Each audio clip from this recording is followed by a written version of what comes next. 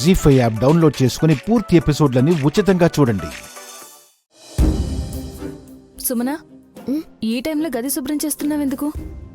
ఎప్పుడు చేస్తే ఏంటక్కా, మన ఇల్లు మనం చక్కగా పెట్టుకోవాలని నువ్వే అంటుంటావు కదా. రాత్రిపూట చీపురు ముట్టరాదు, జ్యేష్ఠలక్ష్మిని ఆహ్వానించినట్టే. ఉన్న ఆస్తిని కూడా విశాల్ బావగారికి ఇచ్చేశాక నా పాత్ర అలాగే తయారైంది కదమ్మా. కనక మహాలక్ష్మి ఎవరున్నారంటే నీ వైపే వేలు చూపించాలి. నేను ఆస్తి ఇచ్చేయమన్నానా? ఇంకా శివరాత్రి పండగ రానేలేదు, నువ్వే తీసేసుకోండి అంటే బాబుగారు కాదనలేకపోయారు. అప్పుడైనా ఇప్పుడైనా నగా నట్ర ఏది వేసుకోకుండా షరతులు పెట్టేశారు కదా. అరిటాకు పెట్టకుండా అరుగు మీద అన్నీ వడ్డించి తినమన్నా ఎవ్వరూ తినరు. అన్నీ నువ్వే అనేసుకుంటే ఎలా చెప్పు? ఏమో, అందరం అనుకున్నట్టు నీలో మార్పు వచ్చేసుంటే అప్పటికీ నా మనసు మారి ఆస్తి నీ దగ్గరే ఉండనిచ్చేదాన్నేమో. వద్దులే అక్క, అందరి మీద జాలిపడి నువ్వు నా మీద దయ చూపిస్తే ఆశ్చర్యపోతారు. 4 నెలలు గానవి ముక్కు మూతి కడిగిన దాన్ని అయినా సరే కనికరం లేకుండా నా పుట్టినరోజు నాడే ఆ పిల్లని గుంజేసుకొని నేను బొట్టిపోయిన దాన్నని చాటి చెప్పిన సాధ్యమనివి నువ్వు. నీకొక నమస్కారం, వెళ్ళి పడుకో. నీతో ఒక విషయం మాట్లాడాలనే వచ్చాను. అంత ముఖ్యమైన విషయమైతే ముందే చెప్పేదానివి కదా. ఆ చీపురిటివ్వు. కొడతావా ఏంటి? తెల్లారాక ఓపిక ఉన్నంత వరకు శుభ్రం చేసుకుందువు గాని ముందు నేను అడిగిన దానికి సమాధానం చెప్పు. ఉన్నట్టుండి విక్రాంత్ బాబుని ఎందుకు కావాలనుకుంటున్నావు? ఇది మరీ బాగుంది. నా మొగుణ్ణి నేను కాకపోతే గంధర్వ కన్యలు కోరుకోవాలా?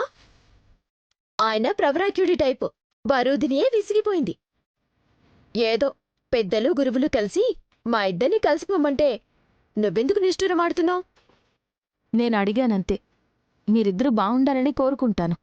బావుండడమంటే మా ఆయన సూటేసుకొని ఫోటోలు తీయడం కాదు, నేను పట్టు చీర కట్టి పేరెంటానికి పోవటము కాదు. నువ్వు విశాల్ బావగారు ఉంటారే చిల్లక గోరింకల్లా, అలా ఉండాలి. బావుండడమంటే అది కదా. నేను దిష్టి పెడుతున్నాను అనుకోకు, నీకు తెలిసిందే, మర్చిపోయింటావేమో అని గుర్తు చేస్తున్నాను. విక్రాంత్ బాబుకి ఇష్టం లేదు చెల్లి. మా కాపురంలో నిప్పులేస్తావేంటక్క? నా మొగుడికి నేనంటే గిట్టదని నువ్వే దరివేసి మా పరువు తీసేలా ఉన్నావే. ఫస్ట్ రేట్ పోయిన సంవత్సరమైంది, 2వ రేట్ ఇప్పుడు అవుతుందని నేను పొంగిపోతుంటే కుంగిపోవాలని చూస్తావేంటి నువ్వు? నేను చెప్పేది అర్థం చేసుకో చెల్లి.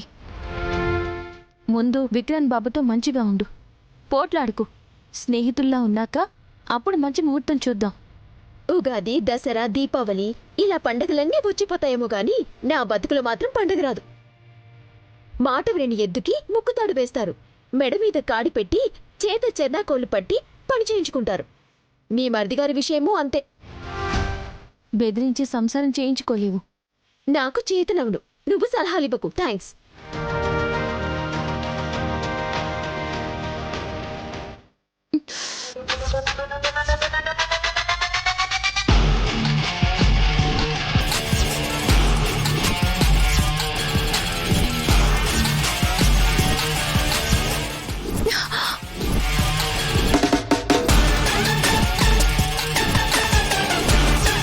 జీ5 యాప్ డౌన్లోడ్ చేసి అన్ని ఎపిసోడ్స్ పూర్తి ఉచితంగా చూడండి.